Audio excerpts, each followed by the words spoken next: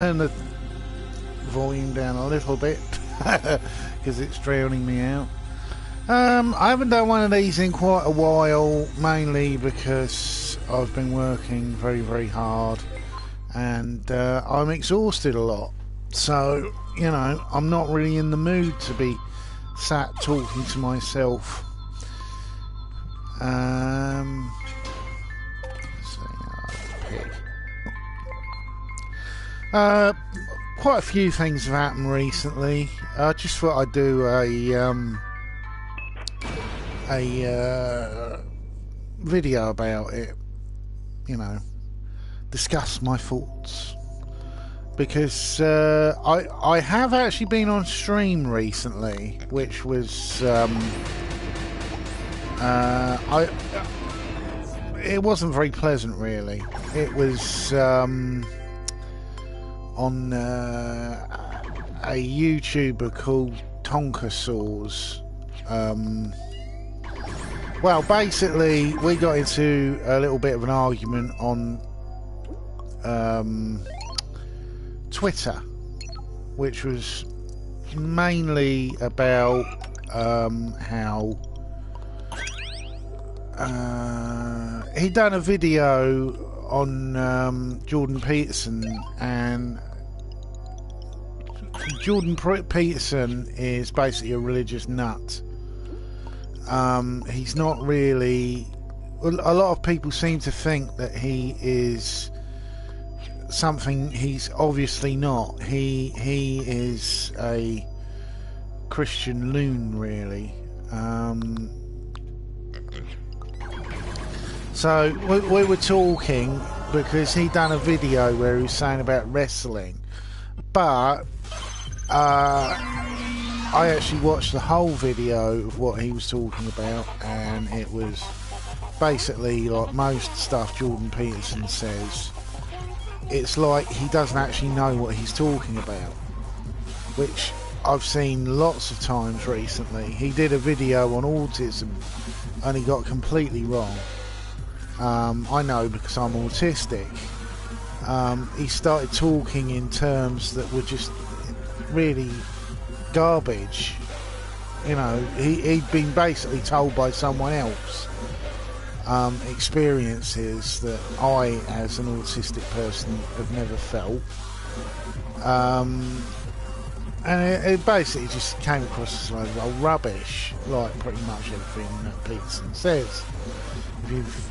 If you haven't seen his woeful appearance with Sam Harris, where he basically tried to equate religion into everything, that somehow it's all connected, and it was just rubbish. It was like the ranting of a lunatic. But yeah, getting off subject, talking about Jordan Peterson. But basically, I appeared on Tonka's show. I had a bit of trouble at first because it involved using my laptop, which I hadn't updated for ages, and it decided to auto-update, which is a bit of a nightmare. But, you know, normally I stream with this because it's just so much easier. But I eventually got on, and really the subject... I wanted to try and stay on track, but then he'd bring up loads of other things. And, you know, I was accused of being random. I can talk randomly because, well, my mind's autistic, so it's working sometimes on 4 or 5 different subjects at the same time. You know, it's completely normal for me, but for other people, they find it confusing. But it went from there to me basically. I'm a liberal, and for some reason well, he doesn't even class himself as a member of the skeptic community, but loads of YouTubers seem to think that for some reason being right-wing is somehow cool in some form or another, and they put loads of ridiculous invention on top of being a liberal, that somehow I'm pro-jihadis because I don't judge all Muslims by sort of one, but by their worst elements. You know, somehow that's being a cuck. Being reasonable and actually relying on the facts and evidence, that's being a cuck, supposedly, to this sort of group. It's basically the yob mentality. It's either you're with us or against us, and it's twaddle. And it comes from a very stupid place as well. I've seen a lot of real utter idiots from loads of different walks. Some of them are actually now they're not too far from being completely banned from YouTube, for the simple reason that I was having a conversation about this on Twitter. My analogy to all these Twitter bans, Twitter bans, YouTube bans, Google as a whole seems to be trying to get rid of all of the really dodgy right-wing elements. And the reason is pretty simple from a business point of view. This is what makes me laugh the most, when I'm accused of being a cuck that I don't know what I'm talking about. I'm a liberal and I know more about economics than the people who claim to be conservatives.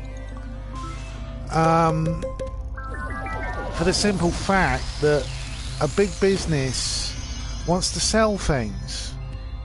It's not there as a platform for free speech.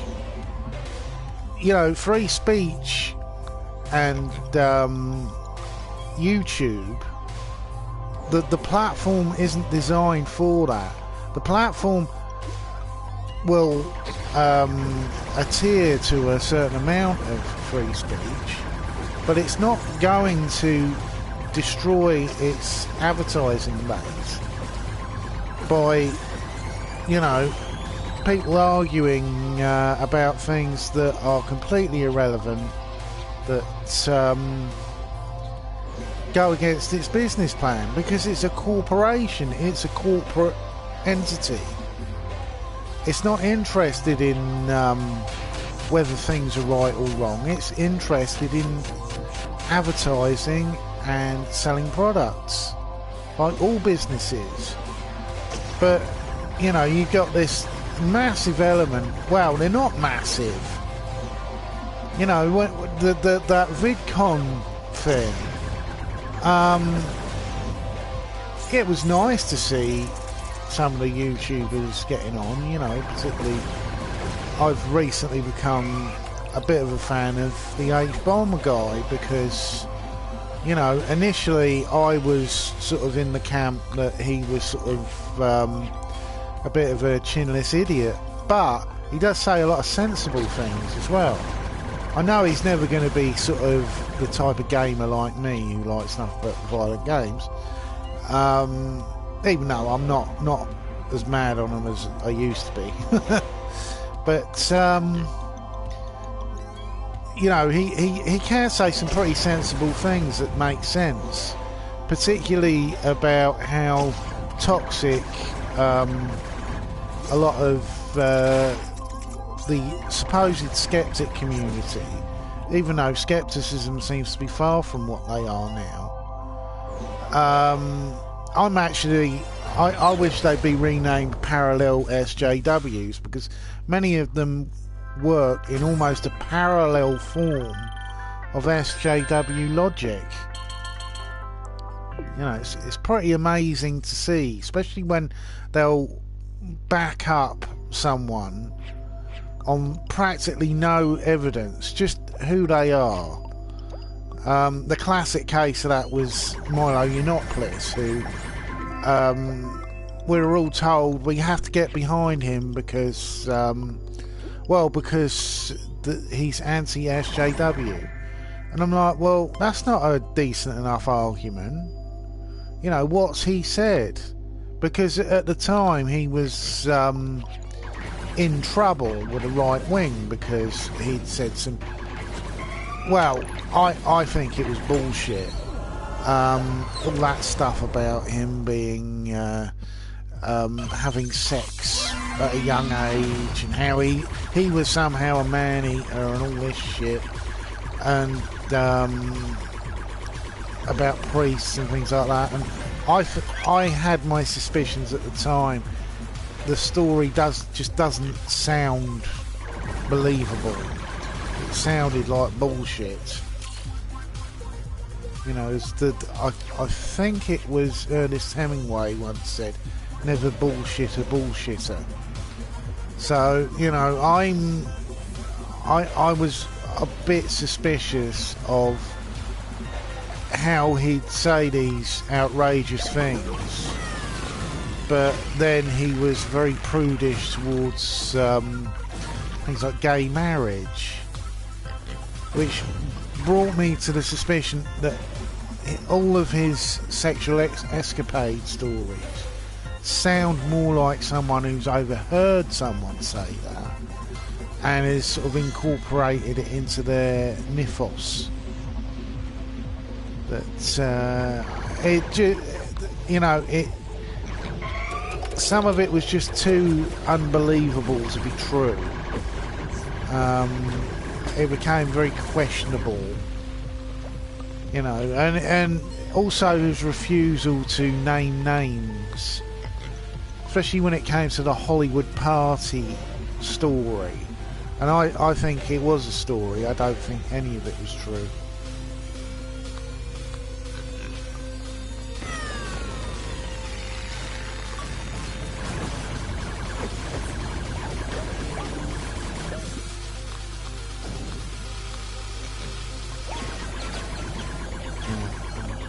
So I'm getting distracted. Anyway, the major thing that happened supposedly today on Twitter is finally Sargon is completely banned, which I'm not going to cry about because he's been an apologist for lots of stupid things, but some of the rubbish he's come out with recently, him and there's a number of YouTubers now who seem to think that all that stuff in Charlotte was somehow the fault of liberalism. That liberalism has been telling people that they're Nazis, therefore they've become Nazis, which is probably the most stupid thing I've ever heard. If that was the case, then all the Muslim community in the West would be jihadis, all of them, not just the extreme elements. Every single one would be a jihadi right now and blowing themselves up and doing terrible things. But that doesn't happen because, like I said, they're a small minority in a large community of people. You know, what really makes me laugh about the whole, like I was saying, parallel SJW narratives are how much they copy each other, how much the argument that was put forward by SJWs about things like computer games back in the old Gamergate days, that somehow playing a violent computer game made you a violent person, which is just twaddle. It's sort of well, it came from the mouth of Anita Sarkeesian, so you got to be a bit suspicious of it anyway. But let's have a look on the map. Oh, no, wrong button. Where's the map button? Right. If it's one of these. Oh, no. Go on, Piggy.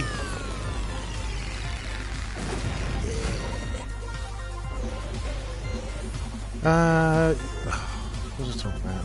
Oh yeah, Sarkeesian. She basically talks shit. You know, I remember the day her video about men's butts in computer games, and I fell about laughing because at the time I'd been playing Metal Gear Substance on my Xbox 360, and I'd been basically playing through Metal Gear Solid 2, and there's a whole section where you play Raiden and he has to go through a whole set of corridors completely naked. And you can see his arse. And I've played plenty of WWE games to know you can put men in thongs. And there's wrestlers who their main weapon's their arse, like Rikishi. So it was a twaddle argument put forward by a woman who I've never trusted anything that Sarkeesian said, because most of it just comes across as bullshit. It's very much, it feels like she doesn't even know what she's talking about. Also, it feels like she's never actually played the games that she's talking about in the video, but she's using game footage from someone else.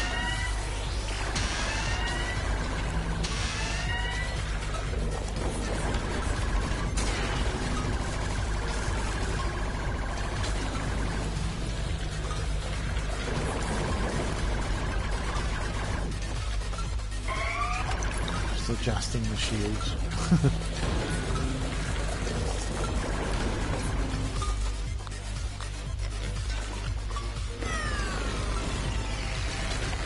Oh, little buddy. Oh, shite.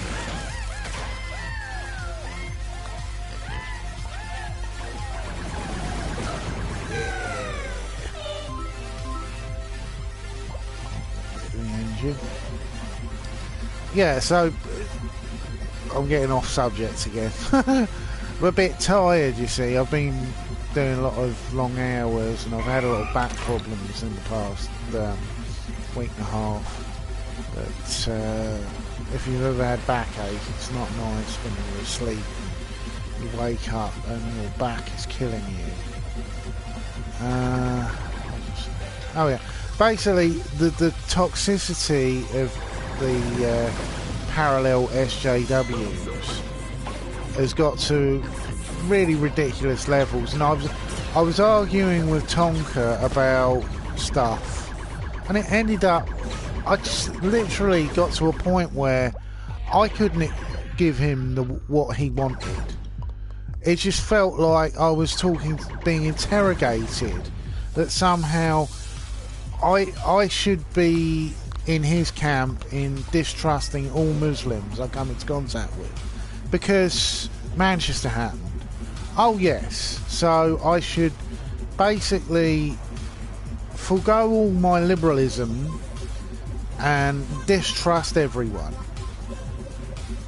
I've pointed this out to people. If you've got that mindset, what you're basically doing is giving into terrorism, because that's what terrorists want.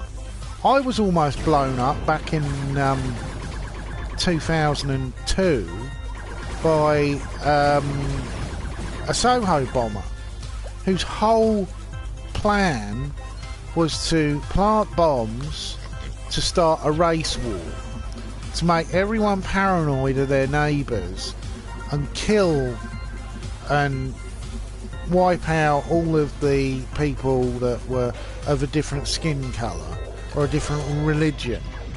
And it was madness then, and it's madness now, because I am not going to give in to terrorism. I'm not going to give in to terrorists. I'm not going to distrust people just because it's easy. You know, it's a lot easier to hate people than to like people. And hateful people usually want you all to think like they do anyway. It's why I didn't really get on very well with my dad, because my dad was very right-wing. And, well, he was racist. You know, I can't soft soap that. My dad had racist views, anti-Semitic views. He was very right-wing, and I'm almost the opposite end of the scale. I know, because me and my dad used to have arguments about all kinds of stuff politically, because we just didn't agree. I like facts. I don't rely on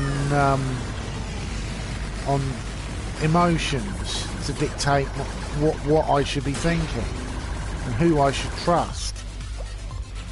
It's one of the reasons why I never considered myself a patriot, because patriotism, like Oscar Wilde pointed out, is the philosophy of the brutish and the brutal.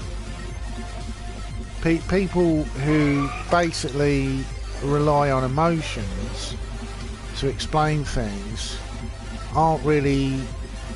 they're not really explaining it, they're just trying to win you over with an idea.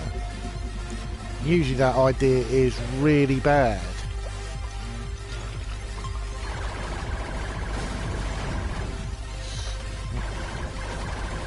I've never done this level before, so I'm a bit cagey.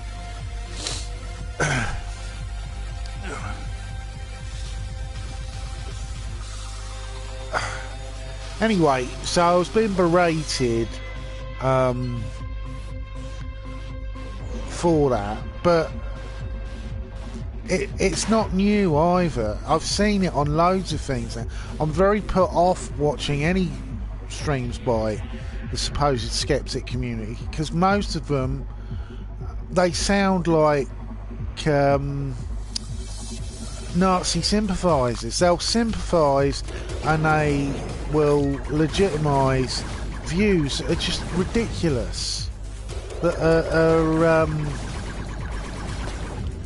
they're basically almost racist, and the running to the defence of people has got to the ridiculous. I watched a video about Lauren Southern, about how we should all be sort of protesting to Patreon because she lost her Patreon.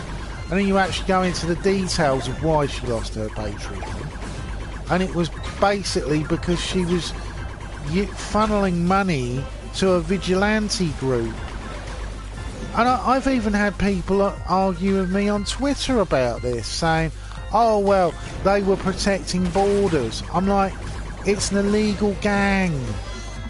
How do you know they're protecting borders? They could be funneling drugs. They could be doing anything. They're a vigilante group. They're working beyond the law. But, you know, some people... You know, the invention of the internet has enabled anyone to check anything. There is a lot of crap online that's just not true. But there's also... It's been a brilliant tool against ignorance and stupidity, particularly religious stupidity, because anyone can access information at any time. They can check the facts, they can look at the research and the explanations and make a judgment call for themselves. But people don't use it. They'll trust some half-wit like Sargon of Akkad that he's telling the truth, but they won't even check the facts. They'll just go, oh well, Sargon said it, he's trustworthy. Even though I've had people argue with me that, oh well, Sargon might have said something wrong, but you shouldn't hold him to that because he's not a journalist. I'm like, well, what's that argument about? You know, if he's broadcasting and saying that he's telling the truth, and it turns out he's lying, you can't just say, oh well, he's not a journalist. I'm like, so he hasn't got any ethics about spreading garbage and lies. I actually was pointing this out this morning about a YouTuber I quite like called Bunty King, who seems to be quite positive, upbeat guy. But he was, I can't remember what the exact conversation was about, but it was basically about journalism. And I said that online journalism isn't real journalism anyway. That a lot of it is done from offices and bedrooms. It's not journalism that I'd think of journalism. It's certainly not something like Ernest Hemingway following the American army into North Africa. None of that. It's people's opinions tapped to storylines. Because I got heat, as they say, because I criticised what's his name? Ian Miles Chong, who I don't like. I don't like him at all. I think that he is he's got elements to him that are very manipulative. I think that he changes narratives too much to be taken seriously. He seems to be a real sort of hack journalist. You know, well, he does journalism for Heat Street and the tabloid The Sun. He's hardly going to be trustworthy on the facts. You know, Rupert Murdoch is many things, but a teller of the truth isn't one of them. But and he put up this thing saying that somehow there was a link between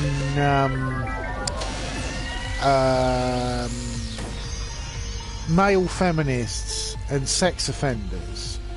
And male feminist virtue signalling and sex offenders.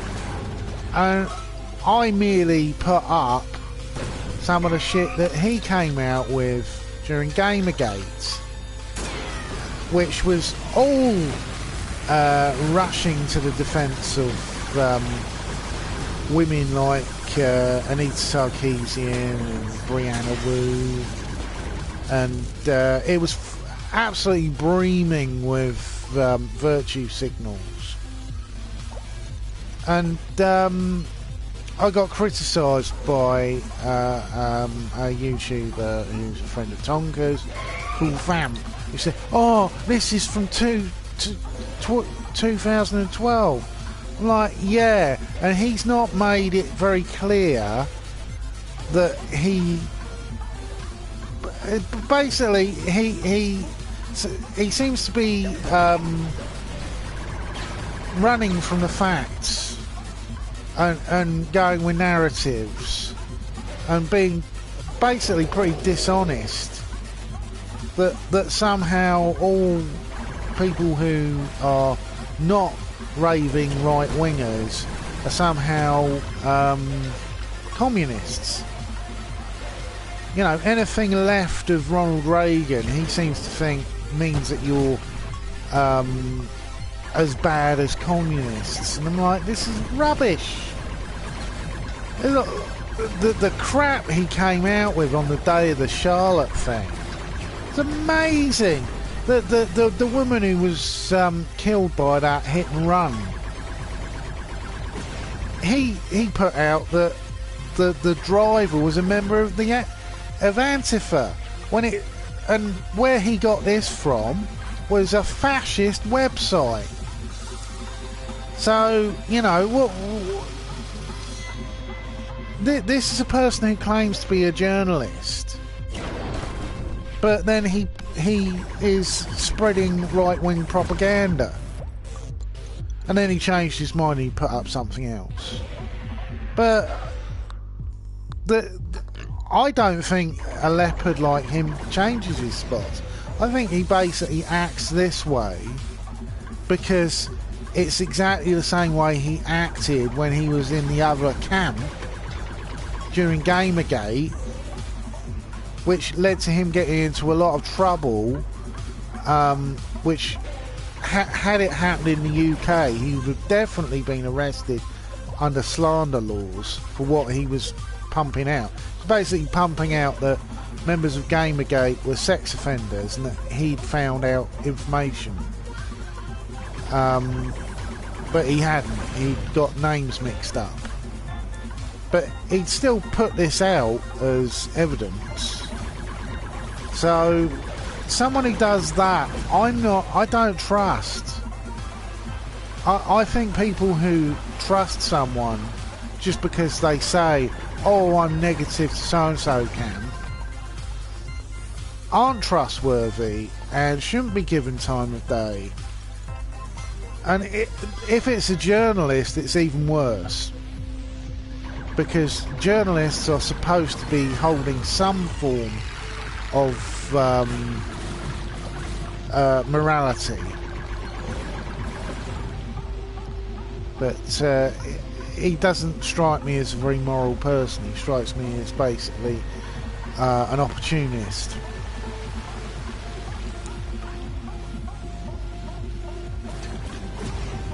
Take that, you bastard.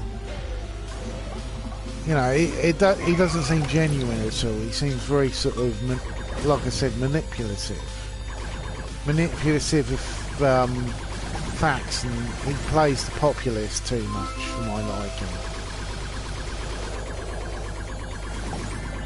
You know, he's very selective about what he talks about, which also makes me suspicious. But basically, get back on topic. Yeah, Tonka basically came across as basically a arsehole. He was berating me to the point where I was just thinking, what is this? Where's the freedom of speech in this, that I'm being somehow held responsible because because there's terrorists and things like that? I'm like, no, it doesn't work that way, mate. You know, you can have your life being angry all the time, which he seems to be all the time. Even when I put out a simple joke on Twitter, he berated me the other day saying that I was being a sort of attention whore. I'm like, no, I put that out as a joke. You know, if I was tweeting you every 5 minutes, you might have a point, but you don't. And really, he doesn't tweet anything of interest. I initially got interested in his channel because it was a wrestling channel. It just seemed a little bit different from all the others.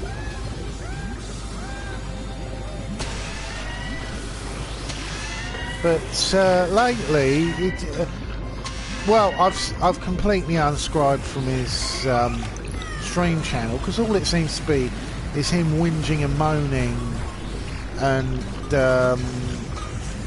Vamp, her name is, basically acting like a cheerleader. So everything he says, oh, I'll back him up completely, don't question him at all. I'm just like, oh god, this is so boring.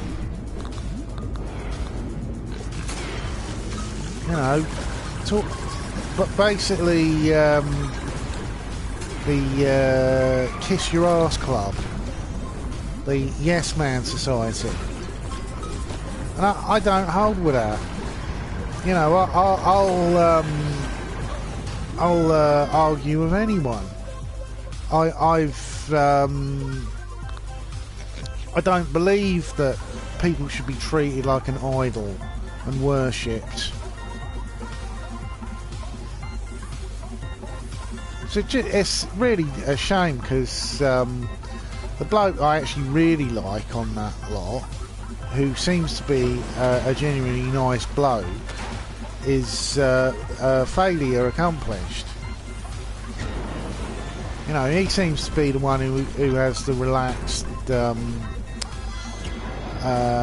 attitude and sense of humour, and doesn't mind being self-deprecating and things like that. He's basically the nice guy. It's sort of like a good. I wish he'd been on the stream actually, because just having bad cop and no good cop isn't really that much fun. It certainly didn't feel much fun either. It felt very much like I was just being shouted at because he had someone to shout at.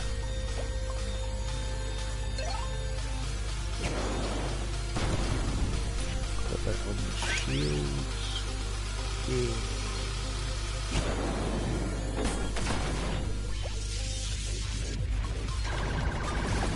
Hey, that young bastard.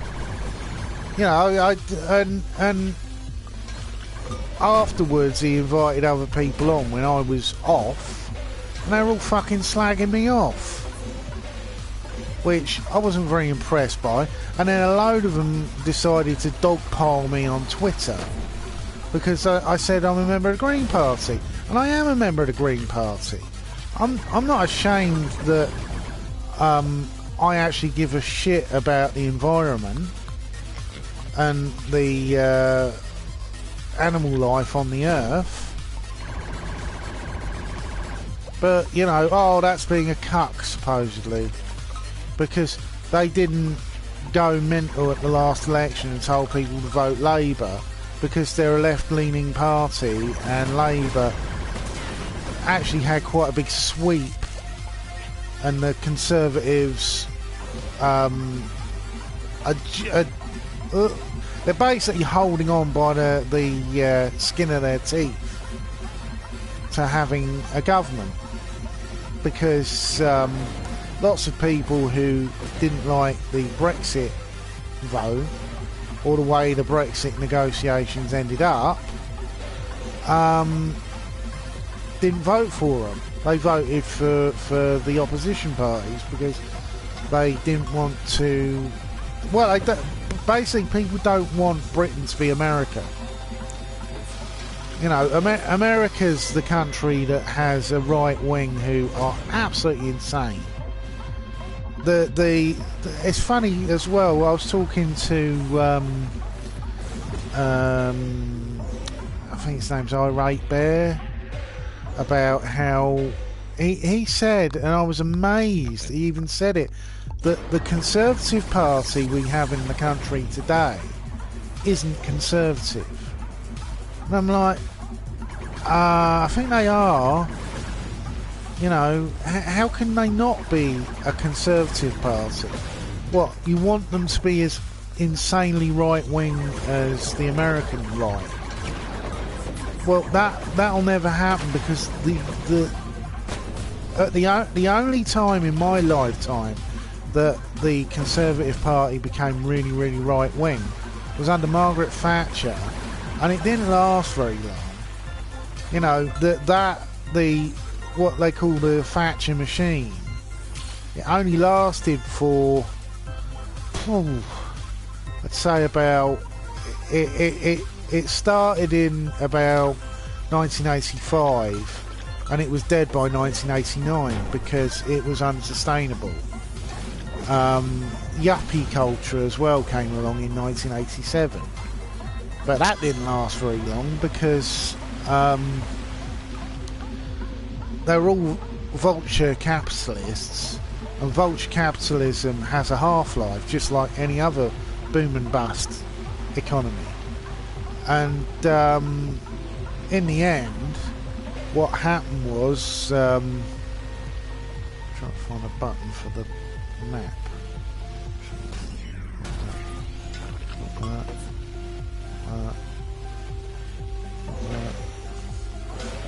can't find the map button.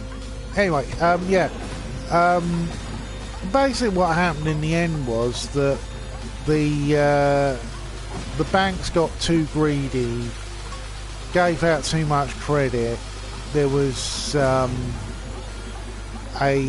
financial blunder in, I think it was in Hong Kong, but and it rippled throughout the British banking system and ended up putting us into a massive recession that lasted for like, oh blimey, I think it was 1989 to 1997 roughly, which was quite long and quite painful, and there was a lot of homeless people. I can remember when I was a child and a teenager. I was lucky I didn't really join the world of work fully till about 1998, but you know, it was a really painful time. Lots of people lost their houses. You know, that was the right wing at its fullest. That was the pure blood capitalist Conservative Party, and it didn't last because it's not an easy selling point when the election comes along and people realise that, you know, why are we backing up all these greedy bastards who are, a lot of them are not paying any tax because they live in tax havens.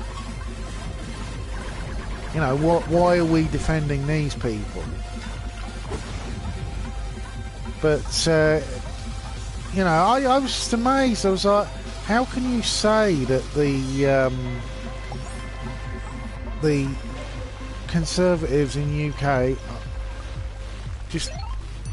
I was flabbergasted, really. I couldn't really believe what I was hearing.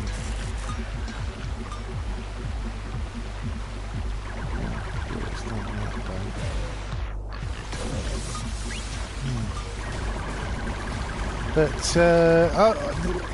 what I was originally trying to say, see, I did have a nickname at work for a while. They kept calling me Random or Tangent, because we'd start on one subject and end up going completely off subject into another subject. But yeah, like I was saying, that's how my autistic brain works. But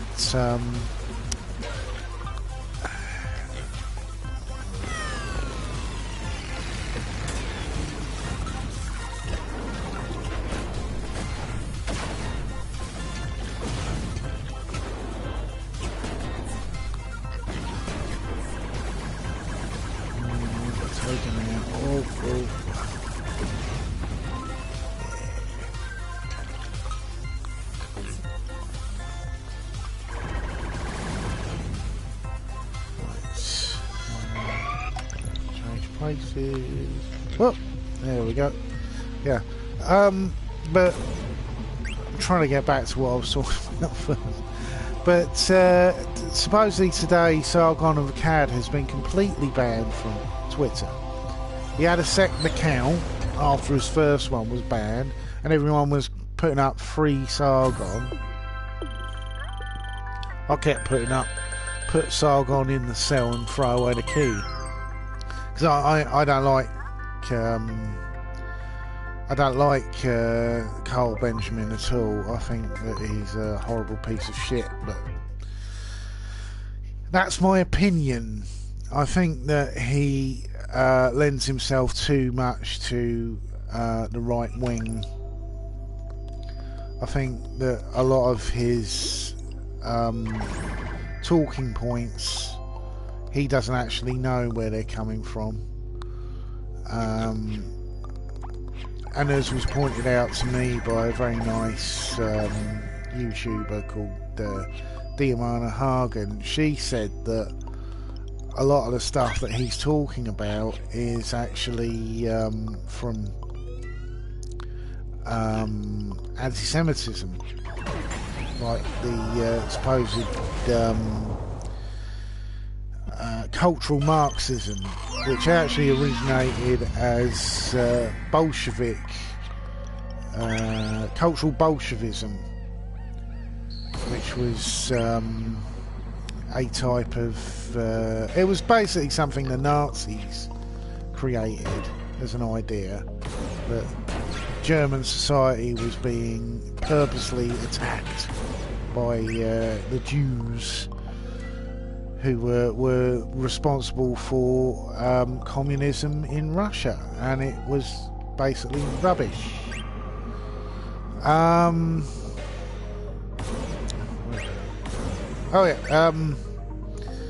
So he's been banned completely from Twitter now, probably through his own fault. And this is the other thing that really aggravates me about people on the SJW side, how the parallel SJW side, and even the SJWs. I've seen SJWs say stupid things. I'm not completely fooled by all of them. I get on with some of them. I've recently got on quite well with a bloke called the Bronx Blogger, and we've had quite a few interesting conversations. But there are some like that Roland's bloke from Australia. I don't like him at all. He just comes across as a sarcastic bully. But some I do quite like. Quite like David Charette, Alternative Facts. I think he's been bullied quite badly by the by basically being honest.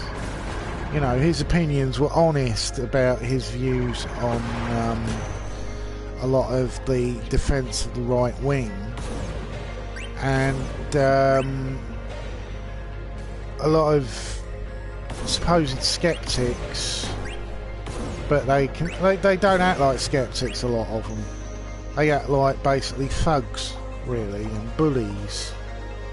I know, because I was bullied at school, and I can understand the language of bullying and their justifications and their tribalism. But yeah, they basically attack David over the most ridiculous stuff, and started spreading malicious things about him and accusing him of things. It was such a load of rubbish. But I quite like his videos. I quite like Tim Blake. I get on with quite well. Initially he did come across as a bit of a jerk, but he seems to have mellowed quite a lot lately, and he's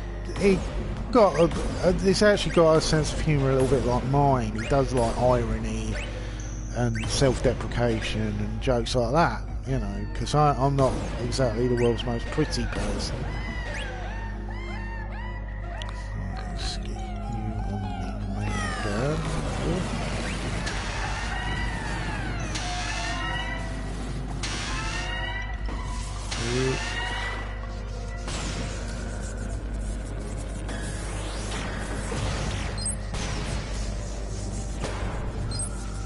Say that, you bastard. Oh.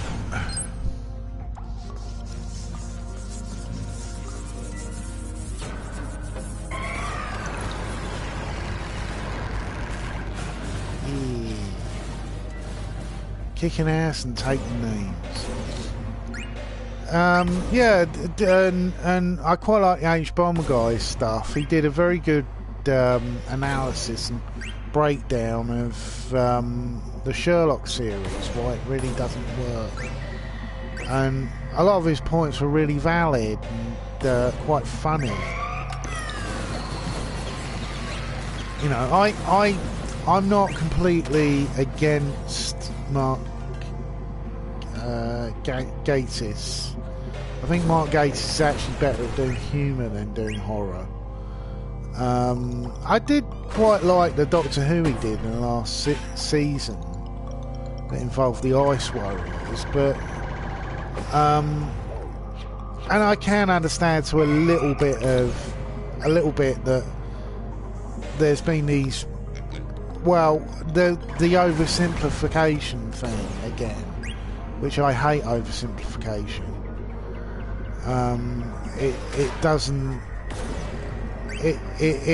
It makes things too stupid or too extreme. It's really the reason why I don't like a lot of the skeptic community today, because they will constantly use gross simplification for things. They also do this weird mentality, especially some of the big ones like Andy Warski, in assuming that everyone should be judged by the worst elements of their society. So there's people who are pro-Sharia law in Saudi Arabia, but forget about the large majority of people who probably don't like Sharia law, who want to see it gone, but are being bullied by a militaristic government. You know, their opinion doesn't matter. We should count them all in the same terms as their worst elements, which I find it ridiculous. I find it's pretty cowardly as well. You know, a lot of it relies on assuming things about cultures and not actually experiencing those cultures. I had a whole argument with a bunch of idiots on Twitter about why North Korea isn't a communist state. And it's not a communist state. It's never been a communist state. It's a necrocracy. Its society is based on faith of the leader. The leader is a god.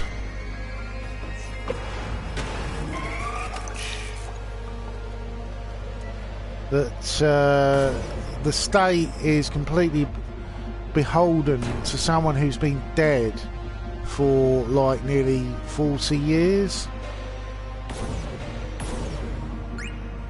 And even when I produced evidence like Christopher Hitchens talking about the place, because he'd been to North Korea,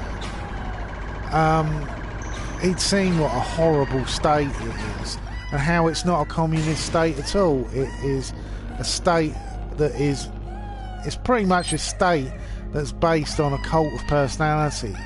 It's the worst form of cult of personality as well. You know, I can foresee America going down the road of a cult of personality, especially when I see people like Trump. You know, he's already said weird things about he doesn't think that there should be an election in 2020 because it'll make America weak. And I'm like, who actually believes that? Who's seriously going to go with the president using special powers? The last president who used those special powers was Lincoln.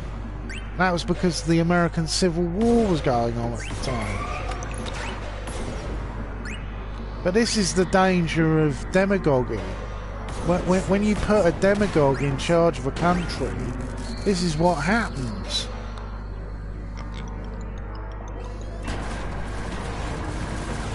It was very beautifully done. I've only recently started watching Game of Thrones, and I can't remember what his name is. The religious nutter. He uses exactly the same demagoguey powers that Trump's been using. You know, the power of divide and rule, making your society based on fear, making your society believe that no one is of value, challenging anyone who questions by calling them a heretic. You know, I've seen this lots and lots of times throughout history. Because I did a lot of studying of the Christian church and how vile it was, particularly when it had full power.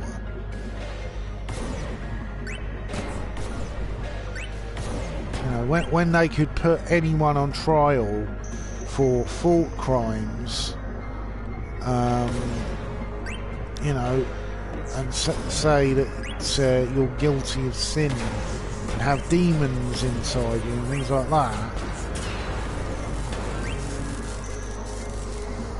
That's the big danger about a free society, is that you become tolerant even of the intolerant. It's the whole problem with the whole Charlotte thing, and why Trump really fucked up. He's actually made himself incapable of being a president now by not doing the right thing.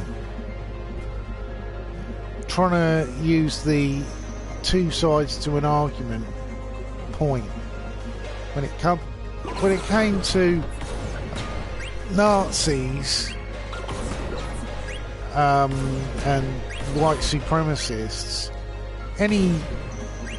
anyone with an ounce of brains would say, you know, oh, I'm against white supremacists. Not try to blame everyone. Oh yes, those 19 people run over, they were asking for it because there was violence on both sides. Just like, what are you saying, you absolute retard?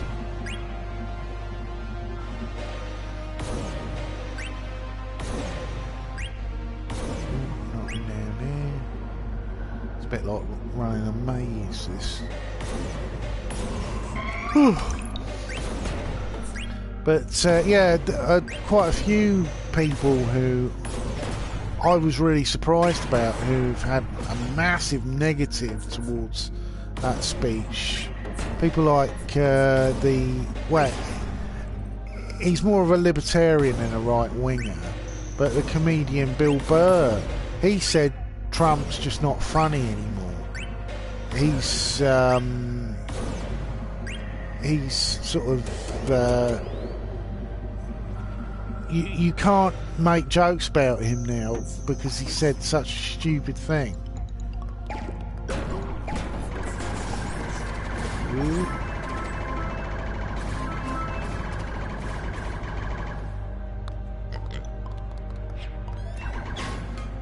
There we go, little piggy friend. Sorry, I'm yawning.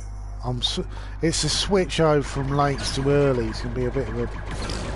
Especially when I haven't had a lot of sleep for like the past 2 weeks. My back. Oh.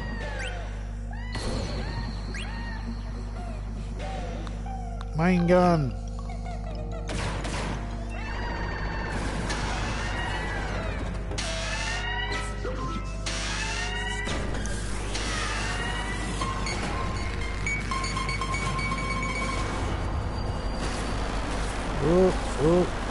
Oh, there's a shield,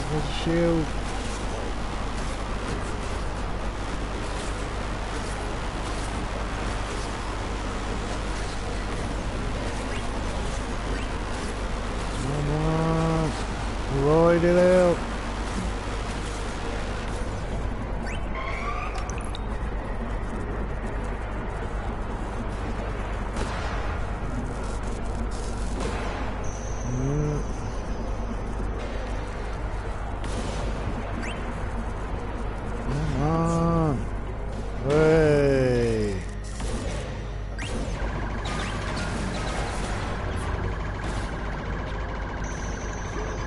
Ready to do the Kessel run in 4 parsecs.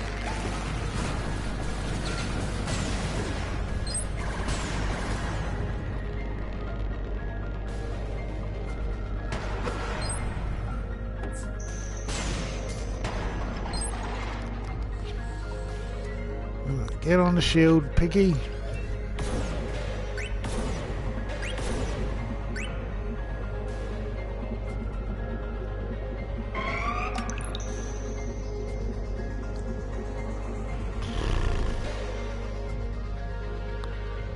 Main gun.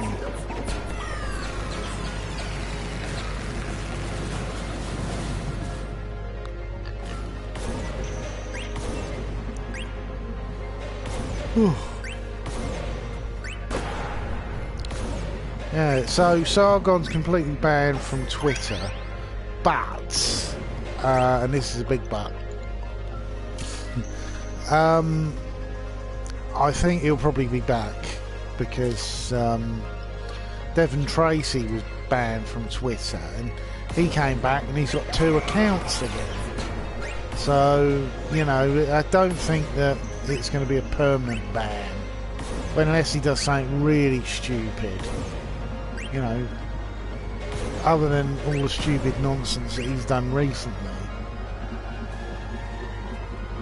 It's what I find quite funny about all this stuff that about the Google memo. That whole thing made me absolutely fall about laughing because it pretty much exposed everything that was wrong with the skeptic community's endless defence of capitalism, that somehow anything socialist is evil. I said, well, if the bloke has been wrongly dismissed, where's the union? Where's the Union Defence Fund?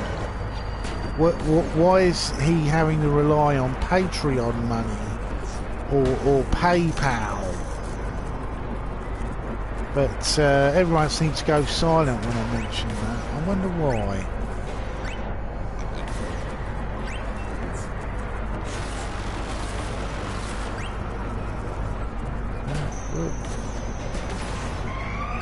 You know, socialism, if it becomes extreme, can be quite damaging. Things like, well, in the UK they nationalised a lot of things that really shouldn't have been nationalised, like the car market. But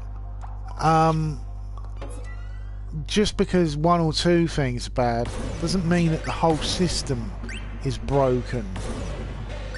It's stupid, because if that logic was true, we would have chucked capitalism down the toilet by now, because capitalism really failed in 2008.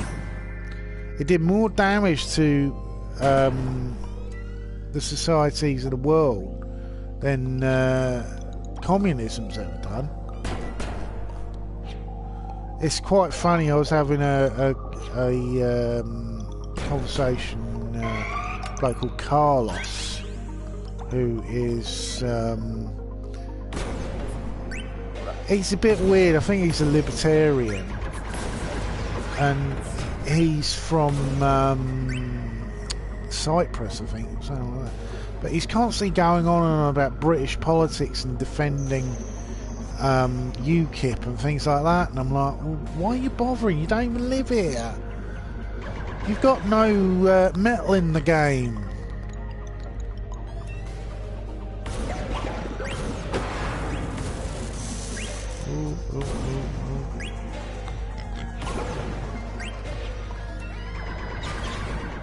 But yeah, he was going on and on about the evils of communism and all this, and I was like, well, you know, you can't judge everything by a small band of ideas.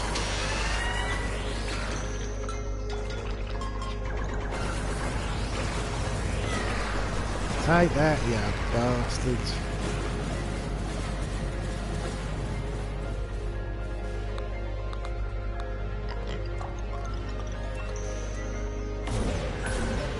That's a dead end.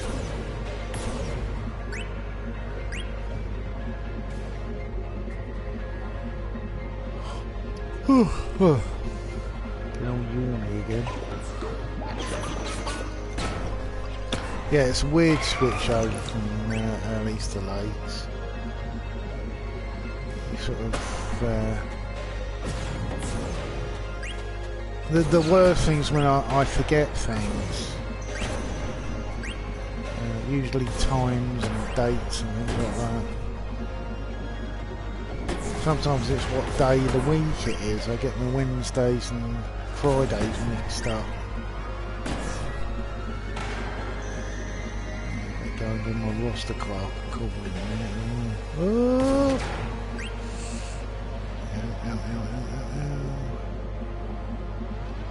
Oh!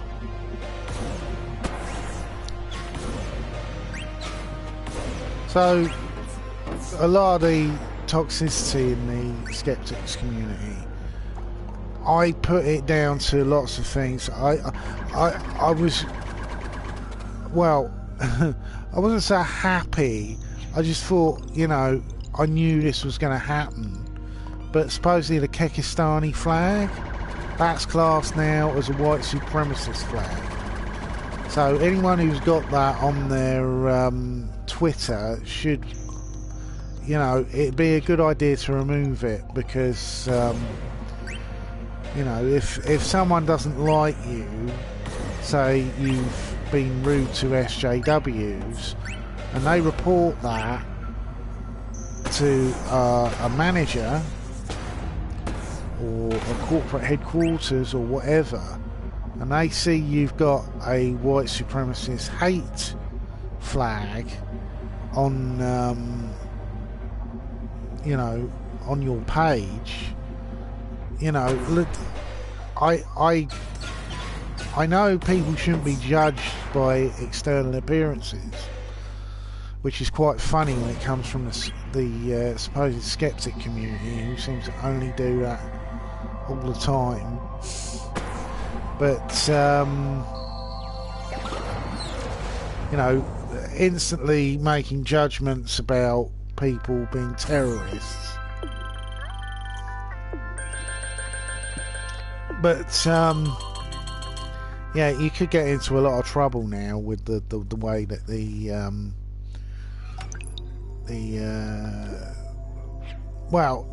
the whole skeptic concept is going to be a bit wobbly now.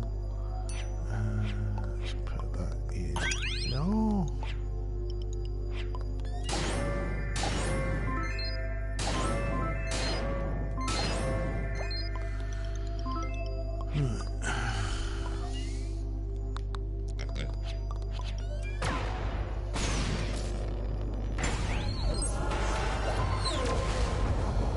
Well, I'm probably going to end this now, because I've got to go and sort out my my washing.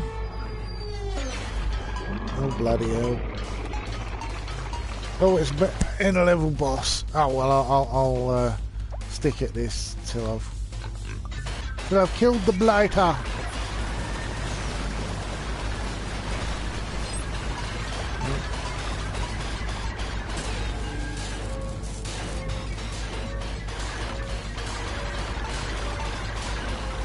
Oh, actually, I can talk about a movie I watched last night. Completely off subject. The community. I watched The Dark Tower last night, and I wish I'd tweeted about it earlier, because a very good YouTuber who I like, called Oliver Harper, he said, oh, that's supposed to be a load of rubbish. And I was like, oh no, and then the guaranteed to be dog shit title appeared, that it was made by Sony, and I was like, oh god, no, because my Sony experiences so far this year have been pretty bad. Sony's output seems to be ridiculously bad now. It's amazing as well because it was a studio of such promise, you know, making films like the Bond movies and stuff like that, but in the last year and a half I've watched Ghostbusters 2016, which was total pants, and it's not a feminist issue, it's just a terrible movie.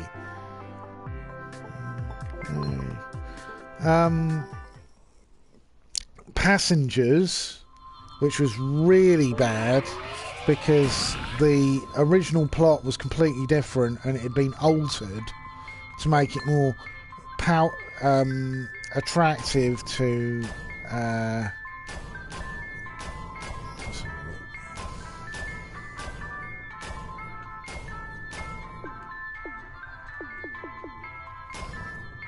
don't look at you. Yeah, basically they were trying to make it more attractive to a wider audience, so they threw out about 50% of the script. It also, the female star of the film supposedly asked for more money because she didn't feel it was fair that the male star was earning more money than her, even though he was in a lot more scenes and his role in the film was much more important. And then there was Life, which was pretty much just a rip-off of Alien and Leviathan, and it was terrible.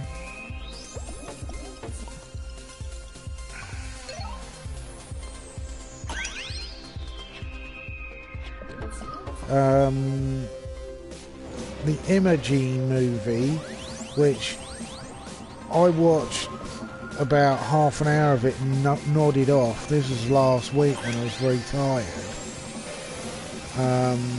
I just fell asleep watching it. It was so boring. It was like it didn't even look like a modern movie. It looked like something from the 90s. And I was really surprised. I was like, what the hell's this? But last night, Dark Tower, Jesus Christ, it was bad. Oh my God, it looked like a TV movie. It didn't look like anything big budget. It looked like sort of well, I have a suspicion that the version that they released at the cinema has been massively cut down because the movie they had wasn't very good,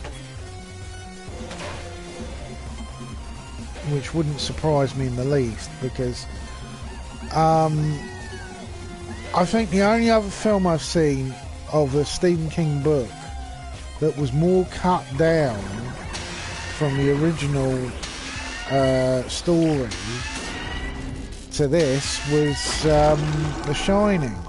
But The Shining was directed by Stanley Kubrick, one of the greatest directors in the history of film. I don't even know who directed this dog turd, but oh, it was bad. It was so bad that I wouldn't even recommend it for watching on a plane or watching on DVD. Wouldn't even watch it on the TV because it took everything out of the book that made it unique and turned it basically into a what's known in DC terms as a weird western. A weird western came out in like I think it was the 70s they did the first weird westerns. It was a DC idea where it sort of predates the steampunk stuff and has cowboys with aliens or cowboys time traveling to the future, Jonah Hex. They had a whole series of Jonah Hex where he went to the future, and it was considered a weird western. But Dark Tower, it's not really explained why the tower is important. It's not explained. It didn't explain hardly any backstory about Roland, which I found really disappointing, because you could make a whole movie about the adventures of Roland of Gilead, but instead you got some really rubbish flashbacks of an event that couldn't have happened because it didn't happen in the book. Also, the change in skin colour, I'm not against the idea of having black heroes, but I don't understand why you'd need to take a character like Sherlock Holmes or Conan the Barbarian or something like that and make him black because it would please an audience. I don't understand it. There's the whole argument about having a black James Bond. I said, well, why don't you just get the black actor to play a black character set in the same universe as James Bond? Because you already had that in Casino Royale. They had the Felix Leiter character, who was also in the terrible Quantum of Solace, but yeah, Quantum of Solace is actually a very interesting story by itself, because the book version, the story isn't about Bond at all. The story is about Bond being told the story about a couple where a woman had decided to be a party animal sort of slut, and her husband finds out what she's done and basically leaves her. It sounded very much in the story like it was semi-biographical, because Ian Fleming lived in the Bahamas, and this story was set in the Bahamas.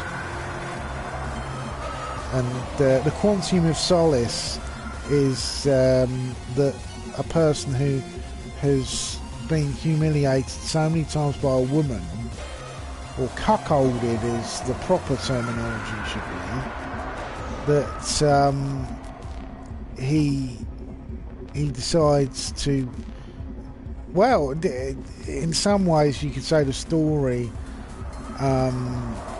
has elements of MGTOW in it, because he basically decides he's getting a divorce, he's leaving her in a pretty miserable state, and the Quantum of Solace is basically he leaves her completely in the lurch, and she ends up getting into a lot of trouble, but finally some people take pity on her. But it's quite a brutal story actually. Ian Fleming definitely had a flash of the sadistic about him, especially if you read Dr. No has an extremely vicious sadistic quality, especially to the Dr. No character when he puts Bond through a sort of test. I mean, to test his limitations.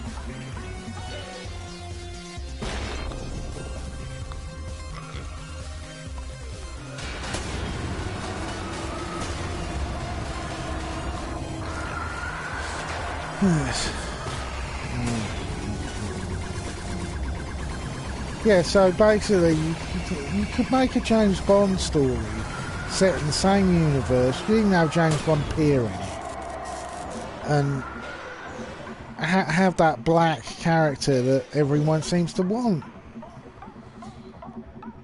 You know, you don't have to make it James Bond, because the problem is, if you make a black character James Bond, you have all the problems of explaining how he has become a member of the British Secret Service, since the character's Scottish to begin with.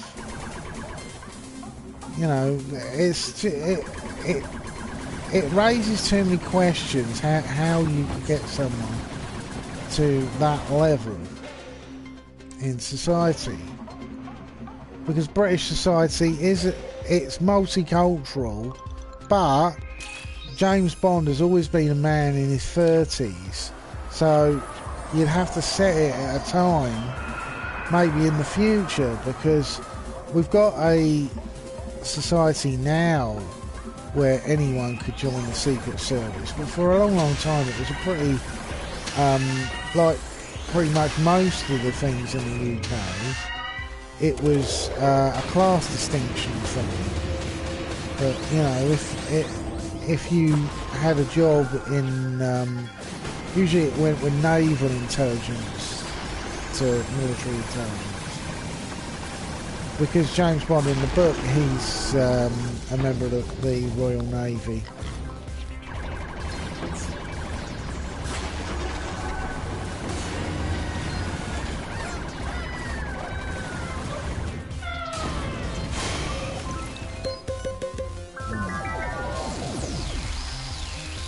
I'll go for the little heart thing, and then I think I'll end this stream, because I'm getting to feel a bit yawny.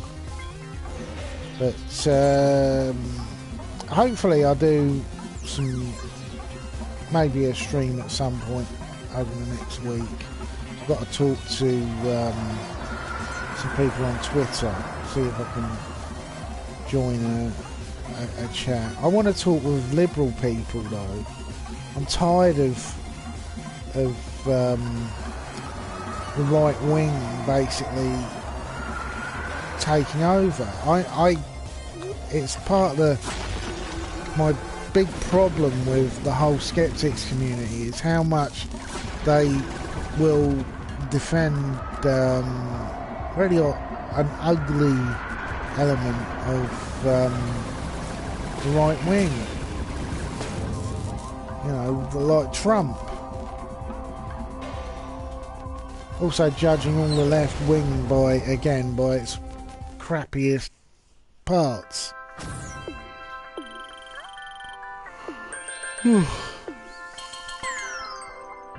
Hey.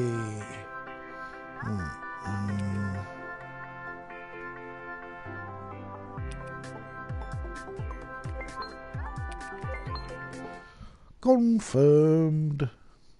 You might get that reference. It's from Blake 7. Anyway, I'm going to end now because I'm a bit tired.